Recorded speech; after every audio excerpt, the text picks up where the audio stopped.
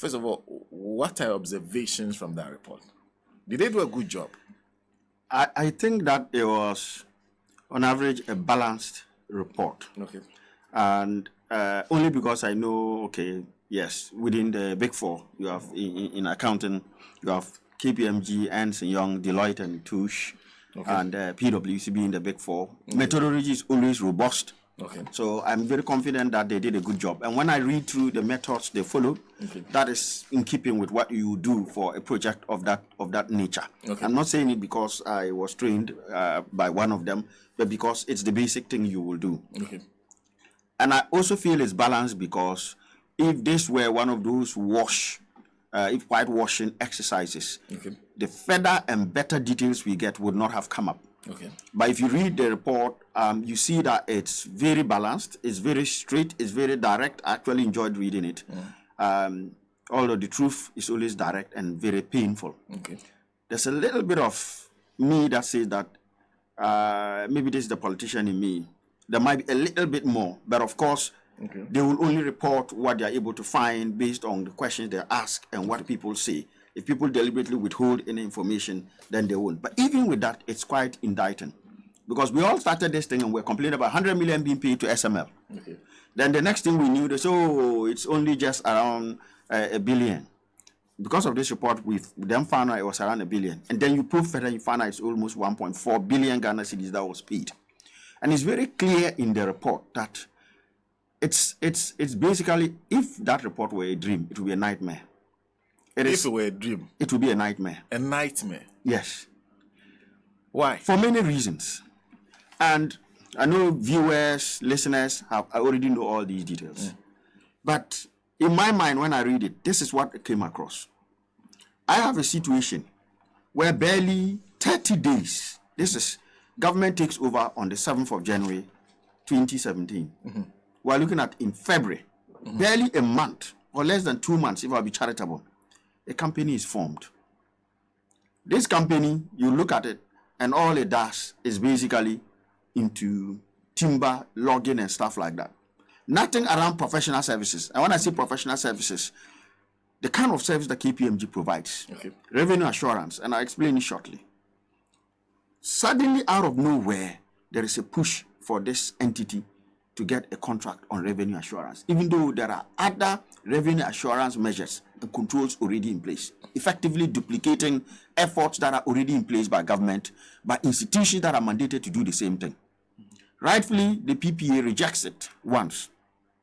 They go back again in 2019, if my numbers are still correct, or to 18. The PPA rejects once again. Mm-hmm. Reading the report, it then appears to me that somehow, even though there was a rejection, they still proceeded anyway with a PPA approval to provide some form of contracts to these gentlemen at SML. Okay. Then somehow there's a change at GRA. And the GRA goes back to the same PPA to say, you rejected us on 2 occasions, but on those 2 occasions, we still went ahead and dealt with them and gave them contracts anyway. We are coming here to do a mea culpa and apologize, but we need to retrospectively approve it and to allow us to proceed. And how did they do this? Part of it is they tried various means. It didn't convince PPA, but then they ended up making it a subcontractor under West Blue or some other entity, I believe. I managed to sneak them in. And the next thing you know, within a short space of 4 years, they have been given 6 contracts, contrary to what we were told by the presidency that there were only 4 contracts. You look at what they have delivered, and the report is clear. It's a duplicate of what's already there. Okay. Look at the submissions they've made. They have over-bloated what they feel is their contribution to increased revenue in this country. But you read the report, and the report is more moderate. Even with the moderate report, in the sense that, you see, there is a natural growth in anything. So when I come in, I can't just assume that all of the gross growth or the full growth that is there is attributable to me. I need to adjust for what was already there anyway. So if population was already growing by 10% every year, and I come and initiate some population growth measures, and it now grows by 15%, I cannot claim the full 15%. I need to take the delta.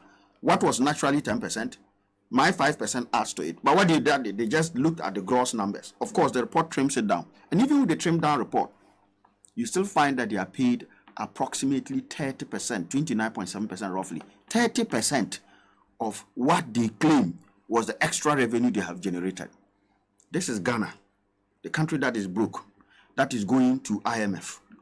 You will not find any revenue assurance contract anywhere in this world where the revenue assurance provider is getting 30% of what they have brought in. Not what they have brought in fact, what they have discovered in quotes.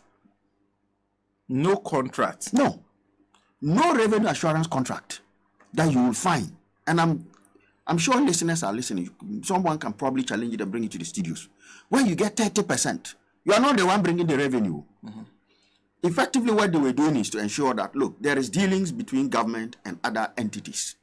And therefore, based on how much oil is deposited at depots, how much is lifted, what's government's tax, and all that stuff. We already had MPA and various measures at, what do you call it, at the Ghana Revenue Authority that were giving a certain level of revenue controls.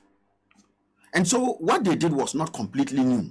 Okay. But even if we granted that when they came in, whatever was being done by that institutions was no longer happening, and they did all of it. 30% is way too much. So effectively, for every 1 cedi, they were taking 30 pesos. For every 10 cedi, they were taking 3 cedis. And the rest of the 70 cedis is for the rest of the 30. And this is one company in a country of 34 million. And this is not revenue they are generating. All they are doing is to say, okay, me and Nancy have a contract where I deliver certain services for payment. And you are now the one independently coming in as SML to ensure that I'm not cheating her and she's not cheating me. You are assuring, particularly if, let's say, she is delivering the contract to me and I'm getting some revenue from it. I want to know if she's shortchanging me or not. Let's say I say I'm a Tugbe factory. I produce Tugbe and she is my retailer. So I give it to her and say, go and sell at that price, and then the profit we will share. And you are now assuring revenue by following to check that when I give it to her at 1 cedi, she sells at 1 cedi 50 pesos. The money that comes for every 10, that's 15 cedis.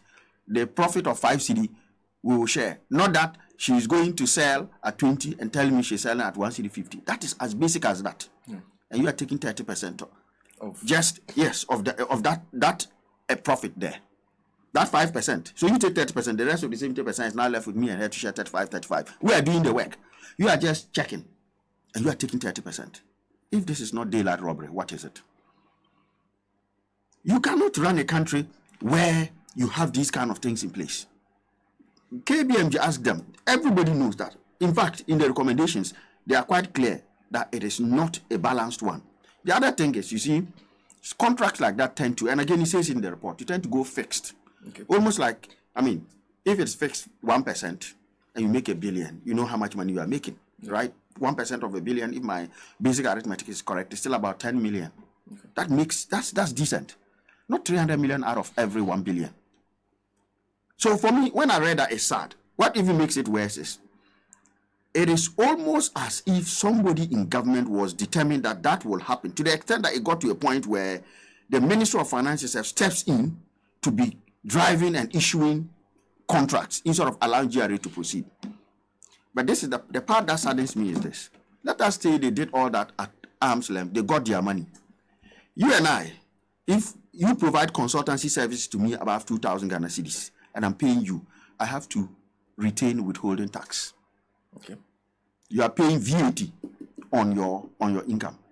So, for example, if I come and purchase a service from a VHL, if I'm buying an advert here, you have to charge the 20% VAT. I lie. Yeah. You are not giving me that money to walk away. You keep the VAT. Yeah. And you are giving it to who? GRA. Yes. Here we have GRA that has engaged SML.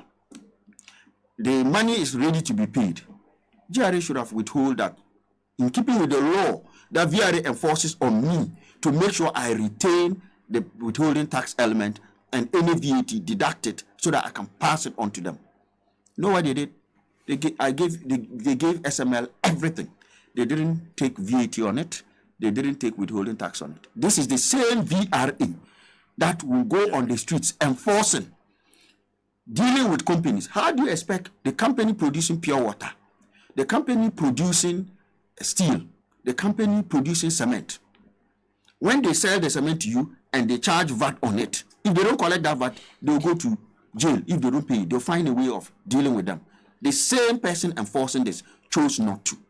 That is even the saddest part of it. Apart from just literally giving this sweetheart deal to SML, which had no capacity in my view.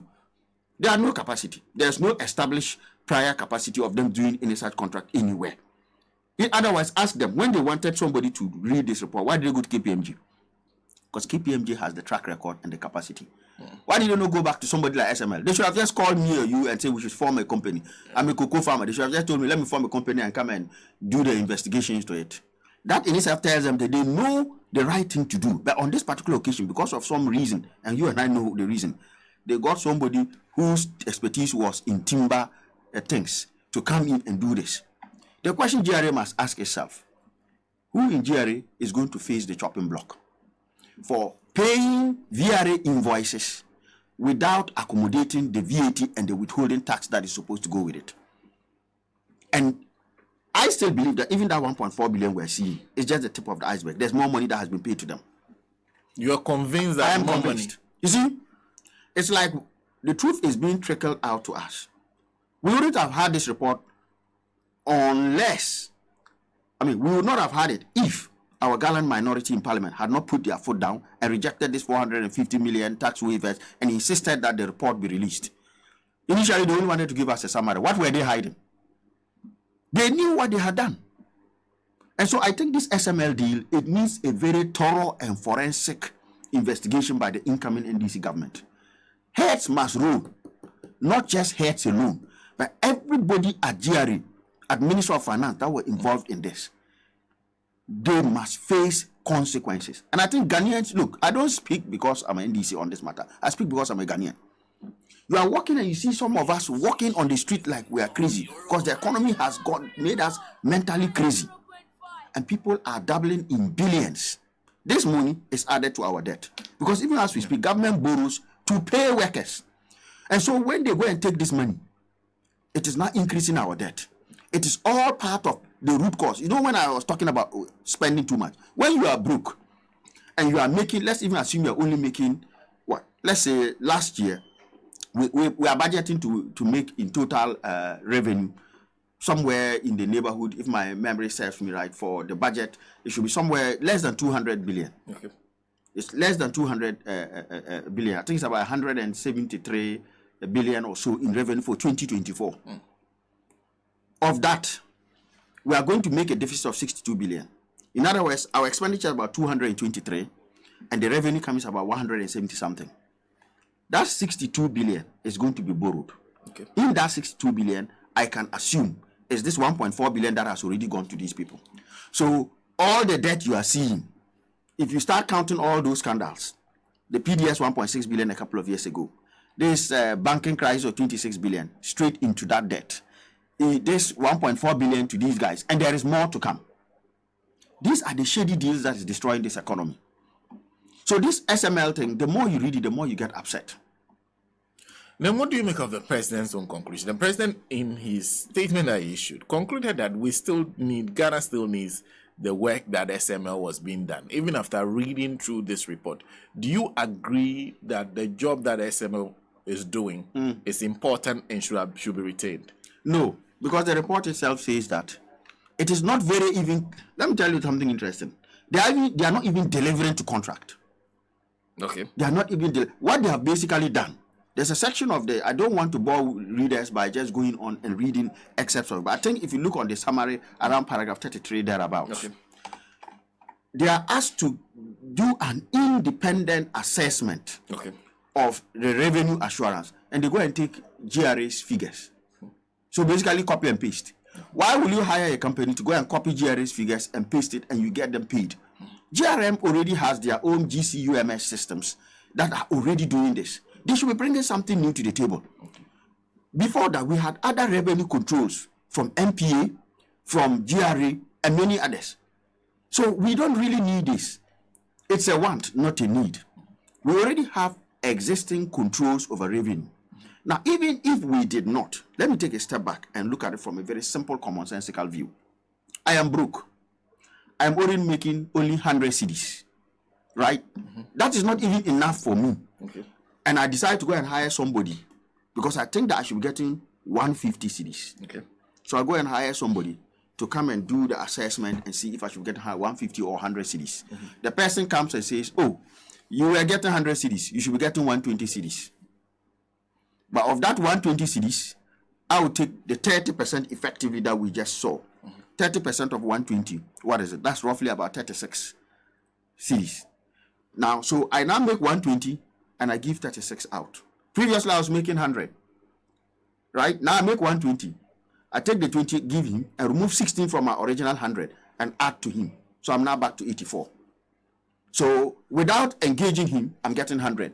By now engaging him, I'm getting 84. You're getting less. So did we go or did we come? That's a very simple way of looking at it. It doesn't make sense. If you read the report, it tells you that we need to renegotiate. It cannot be a variable rate contract.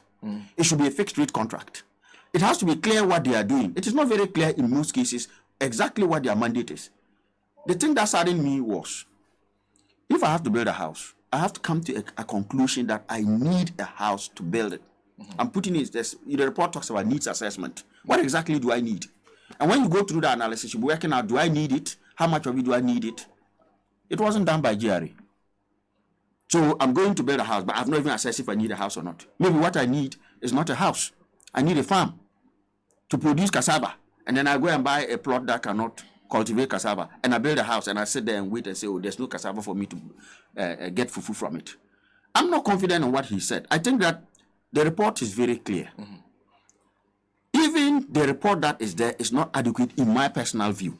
More needs to be done into it. We need to dig further to find out if there is more to it. But with that deal should be scrapped now. The deal should be scrapped. Yeah. It's a revenue leakage. I don't see it as a revenue assurance measure. It's revenue leakage. To you, we are rather leaking more revenue with it. Oh, yes. Look, remember that in the last 2 years, GRA has become very aggressive for good reason in collecting. You would see a lot of companies complaining. Yeah. I believe that is how more revenue has come in. And not simply because these guys have been sat there looking at, oh, have you paid how much? What tangible measure did they take to ensure that we get more? Okay. The dipstick mechanism was already there. Where you go to put your depot, they measure it. If it's 20 liters in there, you pour your own. It's now 60 liters. It means you put 50 liters in. When someone comes to take 10 liters out, GRA was the one that was signed to make sure that the liters you are taking out is what you should. And that based on those volumes, taxes will come out. These people just go and stick some electronics tax on there, and they are milking the country dry. If that capacity was needed, why could GRA not do it? MPA is there. They've got a capacity to do it. They are a state institution. GRA is there. They've got a capacity to do it. They are a state institution. If you even go to the new contract signed around our gold lifting, if you read the report, you find that the problem we have is not with these people. They didn't even pick it up. It's the report that picked it up. Is that the weighing scales are owned by the gold mines. The calibration of the weighing is done by the gold mines and not by Standards Authority. The simple control here is get the Standards Authority to be the ones that calibrate it. Because if you don't calibrate it well, 1 kilo may become 80, 1.5 will become 1 kilo, which means we are losing. Ghana Standards Authority can do that. Make sure that the scales are owned. How much will it take for us to buy those scales? Make sure we're there when it is measured, so that we do not have more gold lifted out of the country than we have. Is that part of SML's job? What is SML going to do? Go and stand there and watch them weigh? If SML watches them weigh it with their own scales, on their own calibration, it will make no difference at all. So even this short Kpmg report has done more to tell us that the opportunities for improvement in getting more revenue from a gold sector is to make sure that the Standards Authority, whose job it is legally to calibrate those scales, does it. Why are they not doing it? To make sure we are in that gold room. When somebody from government or the Standards Authority or the Minerals Commission, somebody in charge of making sure we get our due, is in that room when that weighing happens, so that we don't have 1.5 being weighed as 1, and therefore we are shortchanged. How much will it cost government to do that? Even if it costs government to employ 2 employees, I don't think it will be up to the 1.4 billion we are paying these people. So nothing you read in a report justifies keeping them on? No. This is a sweetheart deal. The truth of the matter is we all know it. You see, even the ordinary man on the street knows it. You don't need to be an expert to realize that we did not need them. I'll go out on a limb on this. This is some politician sitting somewhere and deciding that I want to cream off some money. Therefore, I'm going to attach this company like a parasite to the host, GRA, and get it to suck out some money, and I'll get my back kick. This is what it looks to the ordinary eye. I am not convinced that that SML deal is good for Ghana. A Ghana that is broke. Look, the reality of the case is, take that 1.5. Look at this, almost 7 billion in tax waivers. This is a broke man. I am broke, and I'm going to borrow to buy a Lamborghini. Am I truly broke, or am I bereft of common sense? Why in Kwame Nkrumah's Ghana, we are just complaining about 400 million. It was only 68 million that we pumped 2 weeks ago into the economy to stabilize the city. And that week, the city didn't run around. Imagine how much 450 million would have done. And yet we are preferring to give that 450 million as tax waivers to one district, one air factory. One district, one air factory has been around for how many years? 7 years now. What difference has it made to our export capacity? What difference has it made to shoring up the city by way of import substitution? Zilch. And yet we are putting this in. And so it is these small schemes. It looks like this. People are convinced that they are going out of power. So they're going to plug a couple of parasitic companies to various state institutions, milk it and suck the host dry. And when they are now sat in opposition, they still have a certain avenue for continuing to get this revenue. It saddens me that Ghanaians, and I'm not going to attack anybody, but the one leading SML, I believe, is a professional that should have known better. It is for lack of love of country. I will not sit here, whether it's a foreign company or local company. Yes, I don't know money, but I will not sit here and watch somebody come and milk my country dry like this and even try to use my connections to engage their services. No minister should even be doing that. And I think Ghanaians, we are probably too soft on this. We shouldn't be doing this because of the NDC. If we carry on with this, the NDC comes on and we allow the NDC to do the same thing, Ghana is finished. Well, Chairman, yes, we have sir. to leave it here. Thank you. We have to leave it here. It was nice to have you in studio whilst we're here. You say you are back in November. Yes. Confidently back. No two ways about it. You'll be around till the elections are sharp. No, we'll have more conversations. But it was nice. Absolutely. Thank you very much. Yes. Thank you to everybody. Yeah. Well, that's Chairman of the NDC UK Ireland chapter, Mr. CONRAD Duma, joined us in studio.